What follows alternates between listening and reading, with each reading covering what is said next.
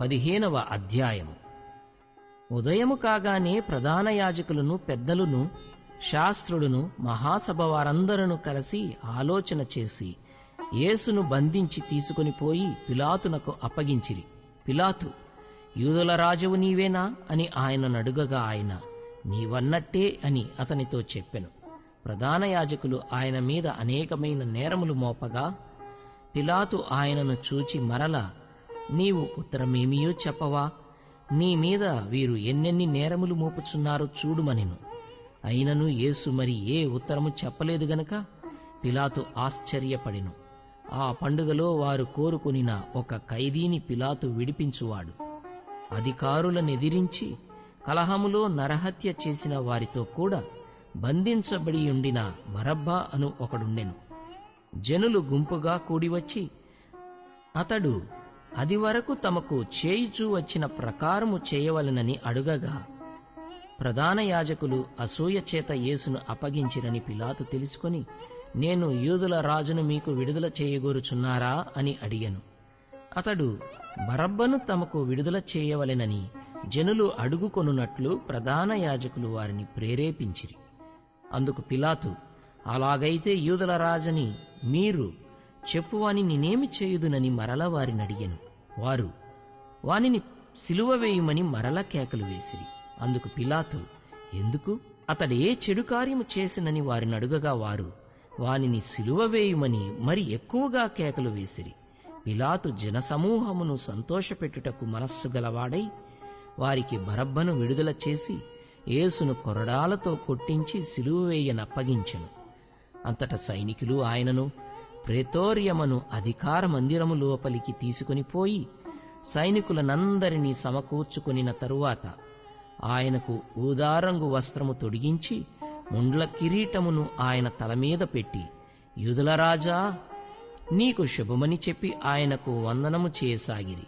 మరియు రెల్లుతో ఆయన తలమీద కొట్టి ఆయన మీద ఉమ్మివేసి మోకాళ్ళూని ఆయనకు నమస్కారము చేసిరి.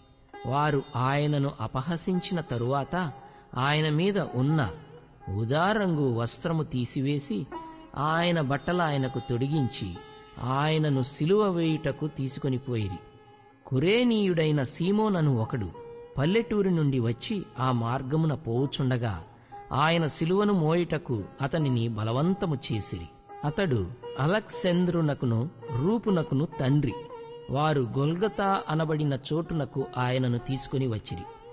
గొల్గొతా అనగా కపాల స్థలమని అర్థము.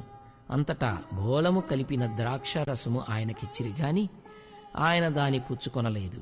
వారాయనను సిలువ వేసి ఆయన వస్త్రముల భాగము ఎవరికి రావెలనో చీట్లు వేసి వాటిని పంచుకొనిరి. ఆయనను సిలువ వేసినప్పుడు పగలు 9 గంటలాయెను. మరియు యూదుల రాజైన యేసు అని ఆయన మీద మోపబడిన నేరమును వ్రాసి పైగా నుంచిరి.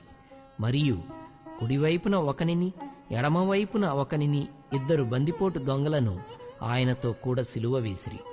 అప్పుడు ఆ మార్గమున వెళ్ళుచున్నవారు తమ తలలూచుచు, ఆహా, దేవాలయమును పడగొట్టి 3 దినములలో కట్టువాడా, సిలువ మీద నుండి దిగి నిన్ను నీవే రక్షించుకొనుమని చెప్పి ఆయనను దూషించిరి. అట్లు శాస్త్రులను, ప్రధాన యాజకులను అపహాస్యము చేయుచు, వీడితరులను రక్షించెను, తన్ను తాను రక్షించుకొనలేడు. ఇశ్రాయేలు రాజుకు క్రీస్తు ఇప్పుడు సిలువ మీద నుండి దిగి రావచ్చును. అప్పుడు మనము చూచి నమ్ముదమని ఒకరితో ఒకరు చెప్పుకొనిరి. ఆయనతో కూడా సిలువ వేయబడిన వారును ఆయనను నిందించిరి. మధ్యాహ్నము మొదలుకొని 3 గంటల వరకు ఆ దేశమంతటను చీకటి కమ్మెను. 3 గంటలకు యేసు, ఏలోయి ఏలోయి లామా సబక్తానీ అని బిగ్గరగా కేక వేసెను. ఆ మాటలకు, నా దేవా నా దేవా, నన్ను ఎందుకు చెయ్యి విడిచితివని అర్థము. దగ్గర నిలిచిన వారిలో కొందరు ఆ మాటలు విని, అదిగో ఏలియాను పిలుచుచున్నాడనిరి. ఒకడు పరిగెత్తిపోయి ఒక స్పంజి చిరకాలో ముంచి రెల్లున తగిలించి ఆయనకు త్రాగనిచ్చి తాలుడి, ఏలియా వీని దింపవచ్చునేమో చూతమనెను. అంతటా యేసు గొప్ప కేక వేసి ప్రాణము విడిచెను. అప్పుడు దేవాలయపు తెర పైనుండి క్రింది వరకు రెండుగా చినిగెను. ఆయనకెదురుగా నిలిచియున్న శతాధిపతి ఆయన ఈలాగు ప్రాణము విడిచుట చూచి, నిజముగా ఈ మనుష్యుడు దేవుని కుమారుడే అని చెప్పెను. కొందరు స్త్రీలు దూరము నుండి చూచుచుండిరి. వారిలో మగ్దలేనే మరియయు, చిన్న యాకోబు, యోసే అనువారి తల్లి అయిన మరియయు, సలోమేయు ఉండిరి. ఆయన గలిలయలో ఉన్నప్పుడు వీరాయనను వెంబడించి ఆయనకు పరిచారము చేసినవారు.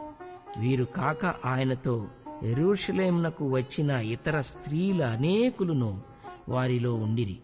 ఆ దినము సిద్ధపరచు దినము, అనగా విశ్రాంతి దినమునకు పూర్వదినము గనుక సాయంకాలమైనప్పుడు అరిమతయియ యోసేపు తెగించి పిలాతు నొద్దకు వెళ్లి యేసు దేహము తనకిమ్మని అడిగెను.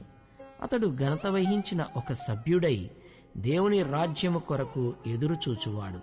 పిలాతు ఆయన ఇంతలోనే చనిపోయినా అని ఆశ్చర్యపడి ఒక శతాధిపతిని తన యొద్దకు పిలిపించి, ఆయన ఇంతలోనే చనిపోయినా అని అతన్ని అడిగెను. శతాధిపతి వలన సంగతి తెలుసుకొని యోసేపునకు ఆ శవమునప్పగించెను.